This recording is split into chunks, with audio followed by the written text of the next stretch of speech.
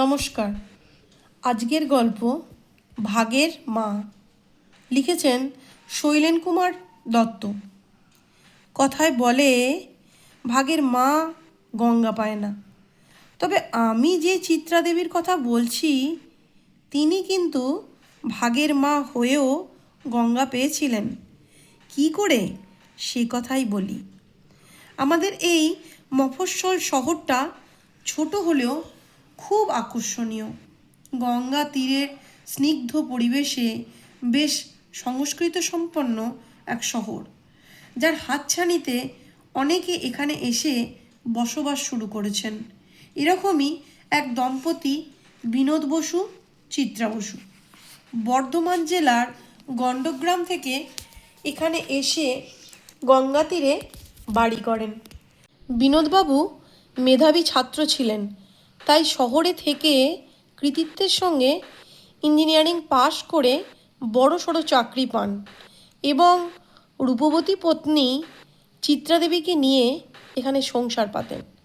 অচিরে তাদের দুই পুত্র সন্তান হয়, শুভ এবং শান্ত। যেন দেবলোকের অলিন্দ থেকে চুরি করে আনা দুটি দেব শিশু। যেমন গৌরকান্তির চেহারা, তেমনি উজ্জ্বল মুখশ্রী।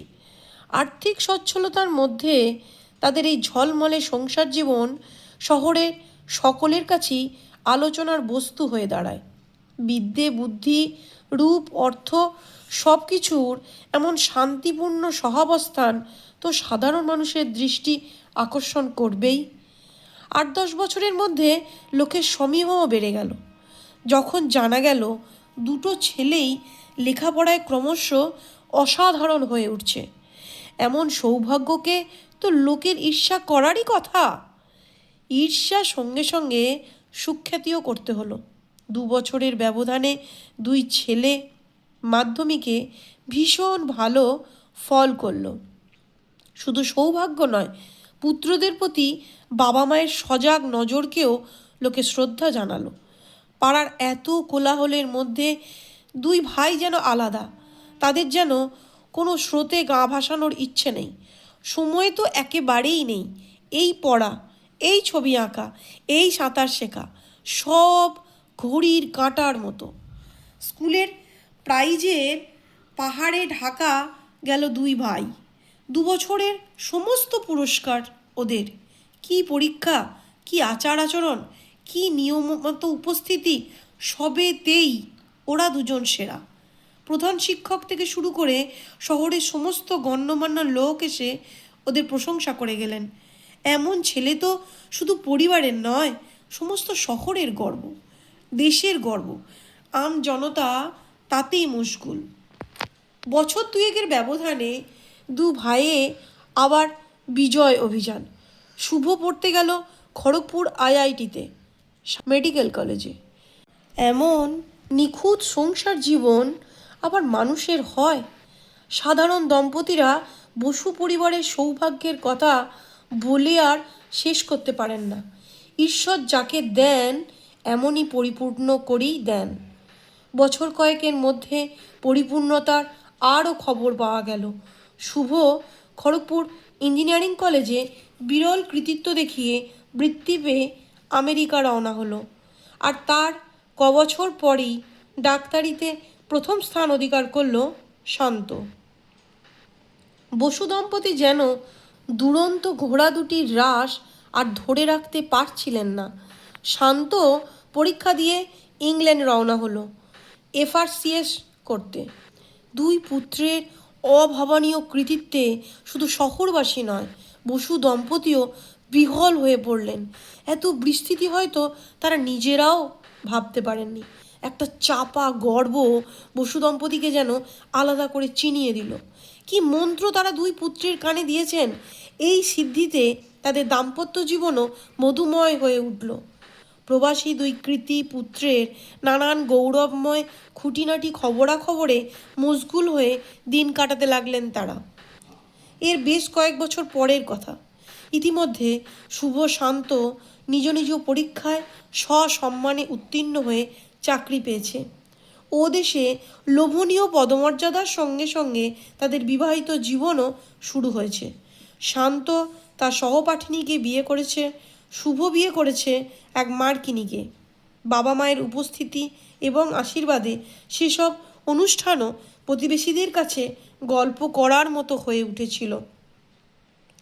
আরও আকর্ষণীয় হলো যখন তারা সময় করে একবার সপরিবারে এসে স্বদেশের বাড়িতে উঠল। সেও এক হই হই ব্যাপার। বিদেশি জিনিসপত্রে বাড়ি বোঝাই হলো, আর দৈনন্দিন খাবার আসতে লাগলো পার্ক স্ট্রিটের অভিজাত হোটেল থেকে। এইসব জমকালো অধ্যায়ের পরেই এক অঘটন ঘটল। হঠাৎ হার্ট অ্যাটাকে মারা গেলেন বিনোদবাবু। দুই ছেলেই তখন বিদেশে। চিত্রাদেবীর তখন প্রায় দিশেহারা অবস্থা। তখন পাশের বাড়ির একটি ছেলে শঙ্কর তার সাহায্যে আসে। ছেলেটি বেশি লেখাপড়া করতে পারেনি বলে কেমন যেন থতমত ভাব। তার উপর তাদের আর্থিক অবস্থাও ভালো নয়। তবু তার বিধবা মা তাকে পরামর্শ দিতে লাগলেন। দুই ছেলের অনুপস্থিতিতে হলেও শঙ্করের সহযোগিতায় চিত্রাদেবী সেবারের মতো উদ্ধার পেলেন। শ্রাদ্ধ শান্তি মিটে যাবার পর দুই ছেলের চিঠি এলো। দুজনের না আসতে পারার কারণও জানা গেল। আর দু ছেলের কাছ থেকে এলো মোটা টাকার চেক। মায়ের তখনও গর্ব।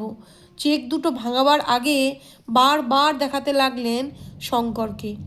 আস্তে আস্তে শঙ্কর চিত্রাদেবীর বেশ আপনজন হয়ে উঠল। দুই ছেলের কাছে চিঠিতে সেসব খবর পৌঁছালো। তারা আপত্তি করে না, বরং সম্মতিই জানালো। দায় বিপদে শঙ্করকে হাতে পেলে মন্দ কি? তাছাড়া ছেলেটিও খুব নির্লোভ এবং পরোপকারী। চিত্রাদেবীর আর্থিক সচ্ছলতা থাকলেও একাকিত্ব তাকে ক্রমশ দুর্বল করে তুলল। শঙ্কর এবং তার মা বারবার এলেও দিনের বাকি সময়টা হয়ে উঠতে লাগলো অসহনীয়।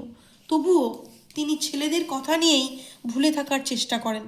একদিন গল্প করতে করতে চিত্রাদেবী যখন ছেলেদের অসাধারণ কৃতিত্বের কথা বলছেন, তখন শঙ্করের মা আর নিজেকে সংযত রাখতে পারলেন না। তিনি সেদিন বলেই ফেললেন, দিদি, আপনার ছেলেরা যত গুণেরই হোক, আপনাকে দেখাও তো তাদের একটা কর্তব্য। অসহায় মাকে দেখবে না, সে আবার কেমন ছেলে? চিত্রাদেবী এর একটা ব্যাখ্যা দিতে চেষ্টা করেছিলেন, কিন্তু তাতে শঙ্করের মাকে থামানো যায়নি। তিনি আবার বলে ওঠেন, আসলে কি জানেন, অনেক বাবা মা ছেলে মেয়েদের শুধু পড়াশোনায় মনোযোগী হতে শেখান, মানুষকে ভালোবাসতে শেখান না। ফলে ছেলেমেয়েরাও শুধুমাত্র কৃতি হয়, বাবা মাকে সেভাবে কাছে টানতে শেখে না। এটাও তো শেখাতে হবে, তা না হলে স্বার্থ ত্যাগ করতে তারা শিখবে কিভাবে? অন্য সময় হলে চিত্রাদেবী হয়তো এই মন্তব্যের তীব্র প্রতিবাদ করতেন। সন্তানদের গৌরবময় ভবিষ্যতের নিরিখে ক্ষুদ্র স্বার্থের প্রতি কটাক্ষও করতেন, কিন্তু সেদিন কোনো কথা বলেননি। তিনি শুধু শঙ্করের মায়ের দিকে এক দৃষ্টিতে তাকিয়েছিলেন। নির্বাক, অপলক, শান্তভাবে দীর্ঘ নিঃশ্বাস ফেলেছেন। এর কিছুদিন পরেই চিত্রাদেবী মারা যান, কোনো অসুখ বিসুখ ছাড়াই। তার মৃত্যুর সময়ও দু ছেলেকে পাওয়া যায়নি, পাওয়ার কথাও নয়। তারা দুজনেই তখন বিদেশে এবং গুরুত্বপূর্ণ কর্মসূত্রে ব্যস্ত। তবে দুজনেই খবর পেয়ে গেছিল, একজন 7 দিন পরে আর একজন 10 দিন পরে এসেছিল। এই জন্য অবশ্য চিত্রাদেবীর অন্ত্যেষ্টিক্রিয়ার কোনো কাজ আটকে থাকেনি। সাবেক প্রথা মতো সমস্ত রীতি মেনে চিত্রাদেবীর শ্মশান যাত্রা, দাহকর্ম সব কিছু ঠিকঠাক করেছিল শঙ্কর।